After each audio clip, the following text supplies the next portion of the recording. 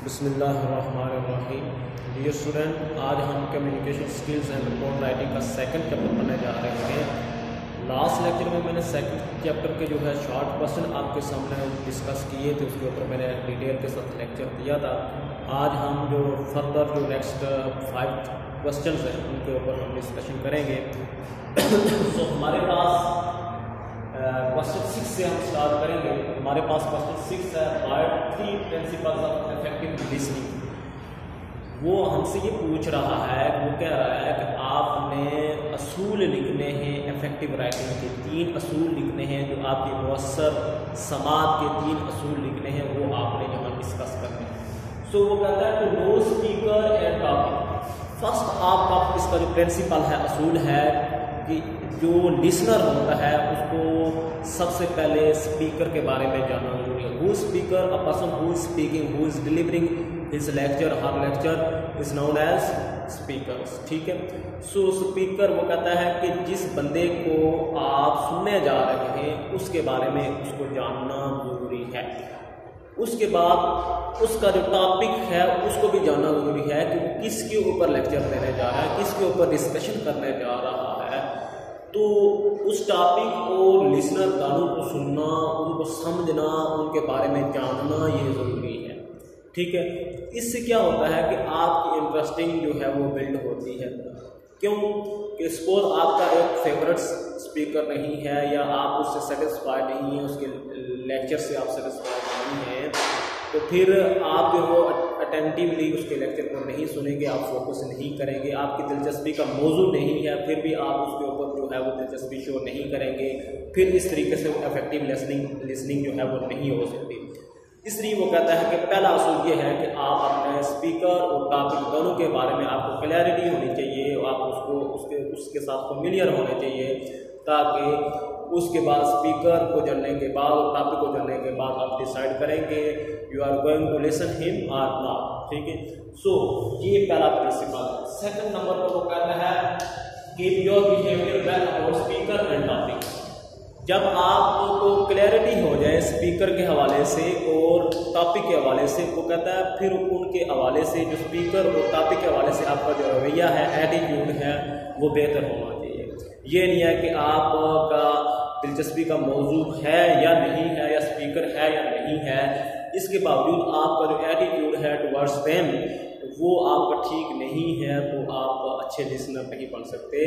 अगर सपोज आप किसी बंदे को ऐसा जो आपका फेवरेट स्पीकर नहीं है, लेक्चरर नहीं है, टीचर नहीं है, कोई इस तरह के जो स्कॉलर नहीं है जो आपको इस हवाले से कोई लेक्चर देते हैं, वो आपका फेवरेट नहीं है, लेकिन फिर भी आपको उसको सुनना पड़ता है, उसके टॉपिक को देखना पड़ता है, उसको सुनना पड़ता है, तो फिर आपने क्या करना है, आपने अपना बिहेवियर जो है, एटीट्यूड जो है, वो आपने towards the speaker and topic as well आपने अपने रवैये को बेहतर रखना है, अच्छा रवैया आपने अपनाना है। दूसरा प्रिंसिपल इसका ये। उसके बाद थर्ड नंबर का जो इसका प्रिंसिपल असूल है, पे अटेंशन ऑन स्पीकर। जब आप एक क्लास में आ ही जाते हैं, ठीक है, इवन आपका वो फेवरेट टीचर नहीं है, फेवरेट लेक्चरर नहीं है, आप मस्जिद में चले जाते हैं, मौलवी साहब फेवरेट नहीं है, लेकिन जब आपका रवैया अच्छा है, ठीक है, आपका स्पीकर के साथ रवैया अच्छा है, आपका टॉपिक के साथ जो है दिलचस्पी आप शो करें या ना करें, लेकिन करनी चाहिए आपको। ठीक है। वो कहता है जब आप आ जाए, क्लास में आ जाए, कहीं भी आ जाए, फिर आपने पूरा फोकस उसकी बातों के ऊपर करना है, उसके टॉपिक की, उसकी डिस्कशन के ऊपर करना है, उसके लेक्चर के ऊपर आपने पूरा फोकस करना है, आपने पूरी अटेंशन जो है वो इसको देनी है। ठीक है।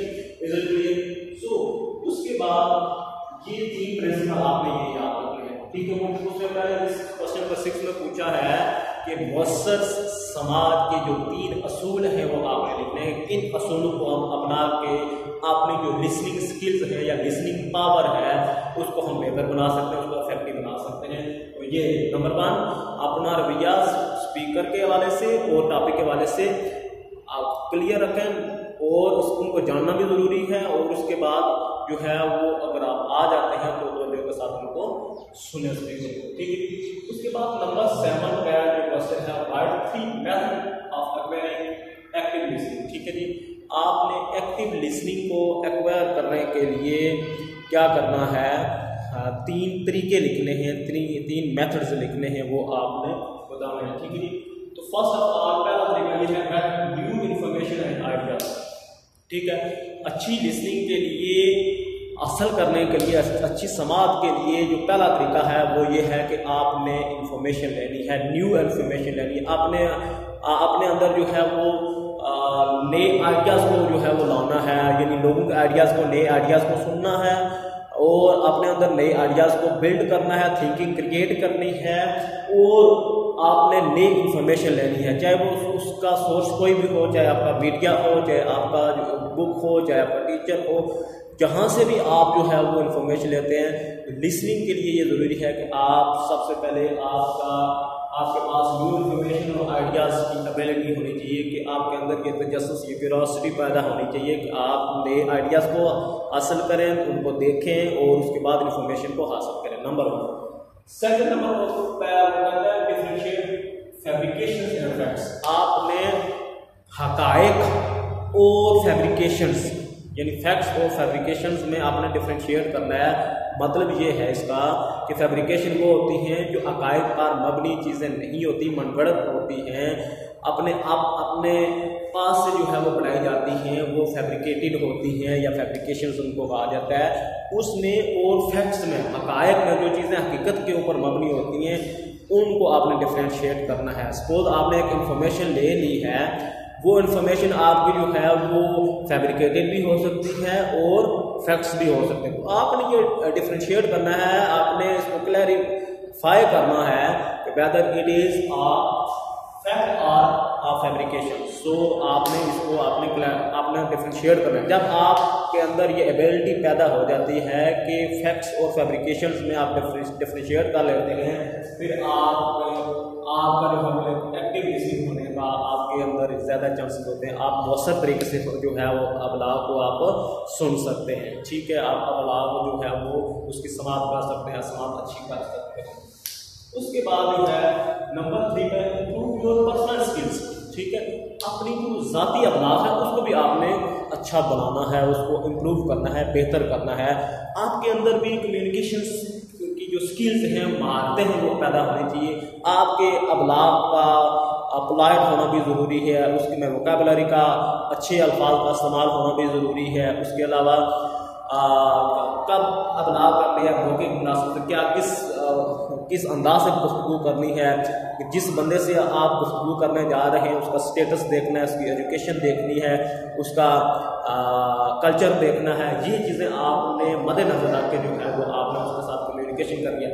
लेकिन वो कहता है कि अपने अंदर पर्सनल स्किल्स को आपने ये बिल्ड करना है और ये पर्सनल स्किल्स, कम्युनिकेशन स्किल्स यही है कि आपने ये चीज़ें आपके पास सोर्स नॉलेज अच्छा होना चाहिए, वोकैबुलरी अच्छी होनी चाहिए, आपके पास ये आपको पता होना चाहिए कि आपने कब बोलना है और कौन से बंदे के साथ किस तरह डीलिंग करनी है, किस तरह बात करनी है, मौके की मुनासिबत से किस तरह बात करनी है। तो ये आपके अंदर ये पर्सनल स्किल्स जो है वो होंगी तो आप एक्टिव लिसनिंग कर सकते हैं। ठीक है, यानी मौसर समाअत कर सकते हैं। So is it clear to everyone?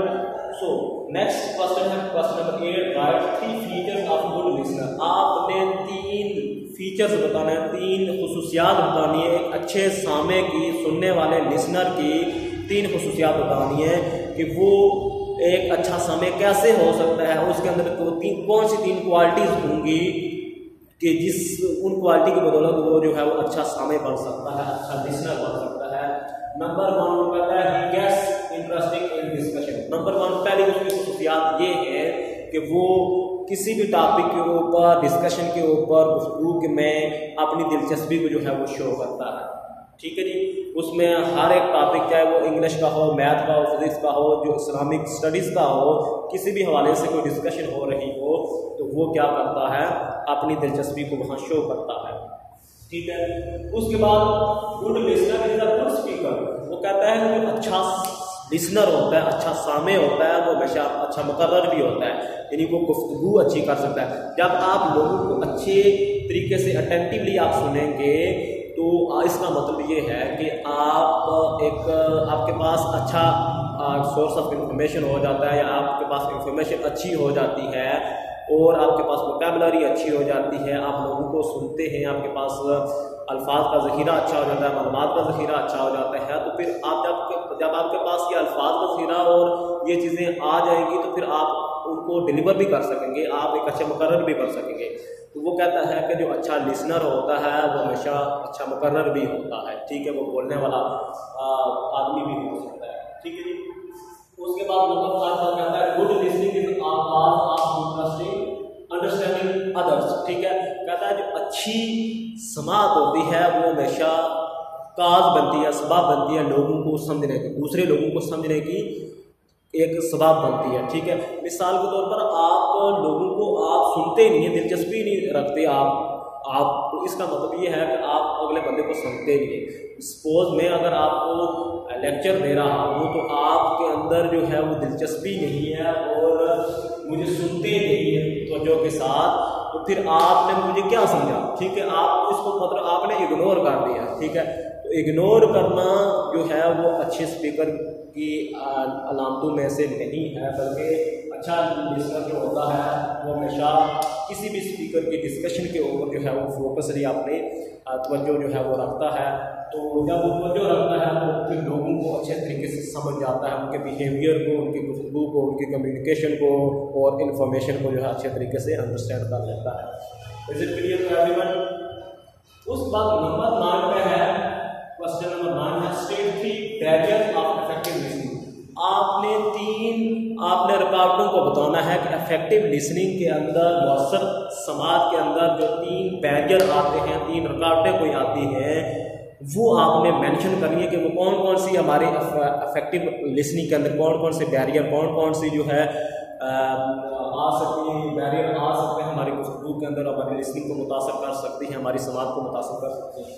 So number 1 है, कहता है फैब्रिकेटेड अटेंशन। फैब्रिकेटेड अटेंशन का मतलब होता है बनावटी तवज्जो, यानी आप सपोज मोस्टली स्टूडेंट यहाँ क्लास में बैठे होते हैं तो होता क्या है कि उनका फिजिकली अपीयरेंस जो होती है वो टीचर की तरफ होती है, उनकी आई अटेंशन जो होती है, अट्रैक्शन जो होती है वो टीचर की तरफ होती है। लेकिन क्या होता है कि वो उनकी जो मेंटली तौर पर वो क्या होता है कहीं किसी और जगह में मशगूल होते हैं, किसी और सोच में मगन होते हैं, तो वो इससे फिर उसको हम क्या कहते हैं फैब्रिकेटेड अटेंशन। बज़ाहिर तो वो क्लास में मौजूद है, फिजिकली तो वो मौजूद है लेकिन मेंटली वो अब्सेंट है, ठीक है, तो वो उसको हम फैब्रिकेटेड अटेंशन कहेंगे। वो कहता है जो फैब्रिकेटेड अटेंशन होती है, बनावटी तवज्जो जो होती है वो क्या बैरियर का सबब बनती है, किसमें इफेक्टिव लिसनिंग में, ठीक है। इसके बाद नंबर 2 का वो क्या कहता है लो इंटरेस्टिंग।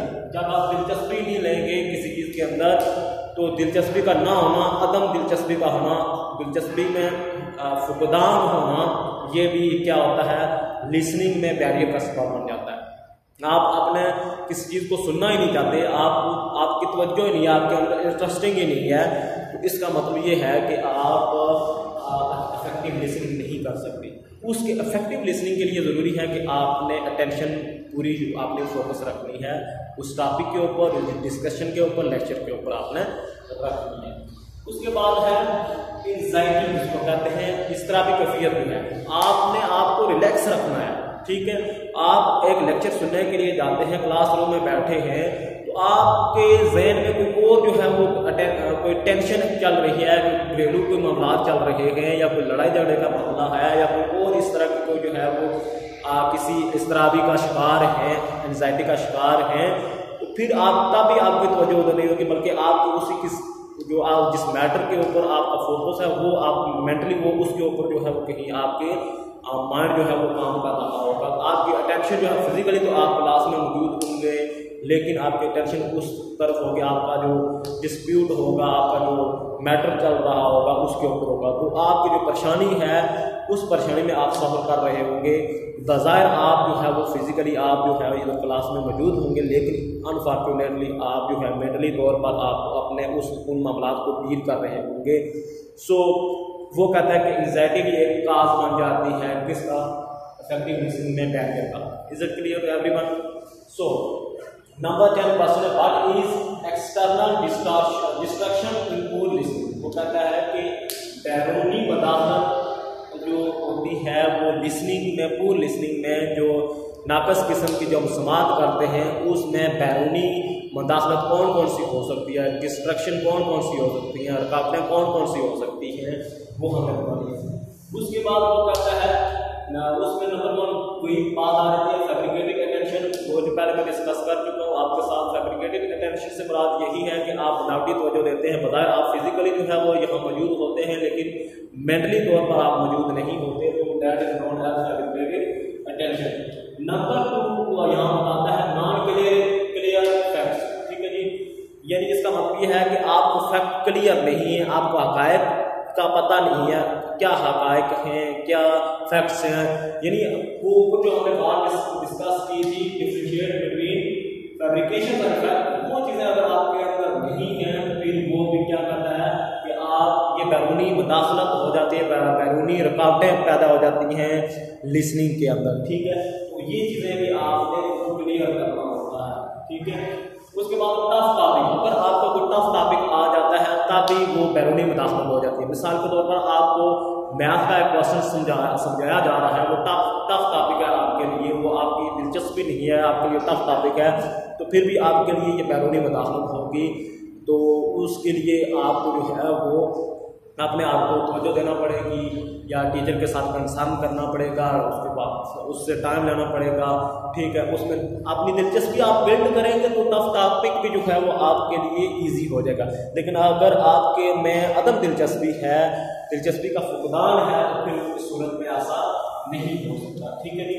उसके बाद फिर समटाइम ऐसा भी होता है फिजिकल स्ट्रक्चर जो होता है वो भी मैटर करता है, जो फिजिकल अपीयरेंस जो होती है आपके टीचर की, उससे भी जो है वो आप जो है वो सेटिस्फाई नहीं होते, उसके चाल चलन से, उसकी गुफ्तगू से, ठीक है, उसके लबो लहजा से आप जो है वो गुफ्तगू से और इस तरह के जो मामलात होते हैं टीचर्स के लुक के हवाले से, उसकी फेस रीडिंग के हवाले से, इसको एक टीचर आता है क्लासरूम में तो उसका जो एटीट्यूड है वो ठीक नहीं है, ठीक है, तो ये भी आपकी अदम दिलचस्पी का बायस बनता है, ठीक है जी। फिर उस पर वो ये बात भी करता है कि अननेसेसरी जेस्चर्स होते हैं, इशारे जो होते हैं, जैसे मैंने बताया ना कि टीचर आता है तो उसके माथे पर जो है वो गुस्से के आसार हैं, तो आपको ये सिग्नल पहुंच जाता है, कम्युनिकेशन हो जाती है, वो टीचर जो है अभी एक अच्छे मूड में नहीं है, ठीक है जी। उसके बाद रॉन्ग यूज ऑफ वर्डिंग्स, ठीक है, यानी अल्फाज गलत इस्तेमाल करेंगे, आपका सामने जो आपका स्पीकर है वो अल्फाज की अदायगी ठीक नहीं करता, क्लियर साउंड नहीं देता या प्रोनाउंसिएशन नहीं देता, अल्फाज की अदायगी ठीक नहीं करता, तो आपको वो बात क्लियर नहीं होगी, आप कुछ मानी और ले लेंगे अल्फाज के, तो उस सूरत में भी जो है वो बैरियर क्रिएट हो जाएंगे इफेक्टिव लिसनिंग के अंदर। Is it clear? फिर कहता है no relax between speaker and listener, no relation between speaker and listener, अगर इनके दरमियान तल्लक ना हो, स्पीकर और लिसनर में, सामे और मुकर्रर में तल्लक अगर नहीं है तो ये भी किसका सबब बन जाता है, पूर लिसनिंग का सबब बन जाता है, ठीक है।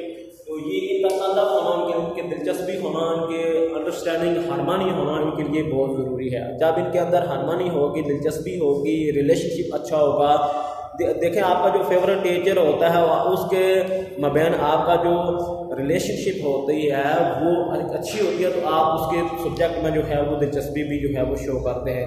लेकिन अगर आपके किसी टीचर के साथ नहीं बनती तो बज़ाहिर अच्छा लेक्चर भी देगा, तो आप उसके क्लास के इंटर होते जो है वो आपका मूड ऑफ हो जाएगा, आप पढ़ने के वो आप कहेंगे कि आप इसका लेक्चर मैंने सुनना ही नहीं है, आप पढ़ने के मूड में नहीं होंगे। इवन कि वो अच्छा लेक्चर डिलीवर करता है, सारा कुछ करता है, लेकिन उसके साथ किसी और मैटर में आप उसके साथ जो है उसकी रिलेशनशिप नहीं काम कर सके, तो ये क्या होगा, ये भी बैरियर का सबब बन जाएगा, लिसनिंग का सबब बनेगा, ठीक है जी। फिर ये भी होता है कि speed of speaking and listening, बात ये भी होता है कि कुछ टीचर या कुछ लिसनर या कुछ आपके जो मौलवी हज़रात होते हैं वो बहुत स्पीड के साथ बोलते हैं और आप गुफ्तगू को जो है वो आप क्लियर नहीं कर पाते, ठीक है, और ये आपकी लिसनिंग जो स्किल्स होती हैं या लिसनिंग पावर जो होती है, सुनने की पावर इतनी स्पीडली नहीं होती, जिसकी वजह से आप चीज़ों को आसानी के साथ पिक नहीं कर सकते। तो गुफ्तगू जो लिसनर के लिए ये है कि वो हमेशा गुफ्तगू को जो है वो आराम से ठहर के करें, जिस तरह नबी करीम सल्लल्लाहु अलैहि वसल्लम आयशा रज़ियल्लाहु ताला अन्हा फरमाती हैं कि अगर नबी करीम सल्लल्लाहु अलैहि वसल्लम जब गुफ्तगू करते थे तो अगर वो कोई शख्स उनके अल्फाज को गिनना चाहे तो वो आसानी के साथ गिन सकता था। तो इसी तरीके से हर एक स्पीकर के लिए ये ज़रूरी है कि वो जब गुफ्तगू करे तो वो इतनी ठहर ठहर के गुफ्तगू करे कि अगला जो उसका लिसनर होता है उसको हर एक चीज़ जो है वो क्लियर हो जाए, ठीक है, आसानी के साथ तवज्जो के साथ जो है वो उसको समझ सके, उसको सुन सके, ठीक है। तो ये कुछ जो है वो डिस्ट्रक्शन है पूरे लिसनिंग में, एक्सटर्नल डिस्ट्रक्शन, ठीक है। तो ये मैंने आपके सामने डिस्कस कर लिया, ठीक है। नंबर आता है right 3 steps overcome listening barrier. हमने 3 तरीके बताने हैं, स्टेप बताने हैं, मराइल बताने हैं, किसको ओवरकम लिसनिंग बैरियर। हमने जो समाज के अंदर रुकावटों का जो बायस बनती हैं वो जो चीज़ें उनको ख़त्म करने के लिए आपने 3 स्टेप बताने हैं। इन 3 स्टेप को हम अडाप्ट करके लिसनिंग के अंदर जो बैरियर हैं, रुकावटें हैं, उनको हम ओवरकम कर सकते हैं, ख़त्म कर सकते हैं। तो नंबर 1 हो जाता है फुल अटेंशन। अगर आप देंगे, आपकी तवज्जो पूरी होगी तो ये बैरियर जो है वो उसमें वो रुकावट हो जाएगी, वो ख़त्म हो जाएगी। तो जो इसके लिए ज़रूरी है। उसके बाद शो इंटरेस्टिंग, आपने दिलचस्पी अपने अंदर बिल्ड करनी है, ठीक है जी। अगर आपके किसी टॉपिक के ऊपर या किसी मुकर्रर के हवाले से आपकी दिलचस्पी नहीं है या लेक्चर के ऊपर दिलचस्पी नहीं है तो फिर भी आप जो है इफेक्टिव लिसनिंग नहीं कर सकेंगे। फिर हमेशा आपने थिंक पॉजिटिव, हमेशा जो है वो पॉजिटिव रहना है, पॉजिटिव सोचना है। टीचर के हवाले से आपने अपना रवैया जो है वो पॉजिटिव रखना है, टॉपिक के हवाले से या सब्जेक्ट के हवाले से आपने रवैये को आपने दुरुस्त रखना है, पॉजिटिव रखना है। तो ये 3 चीज़ें अगर आपके अंदर हैं, ठीक है, ड्यूरिंग द लिसनिंग अगर आप करते हैं तो मोस्ट चांसेस हैं, ठीक है, कि आप जो है वो पूरी लिसनिंग में जो बैरियर आ रहे होते हैं उनको आप ओवरकम कर सकते हैं।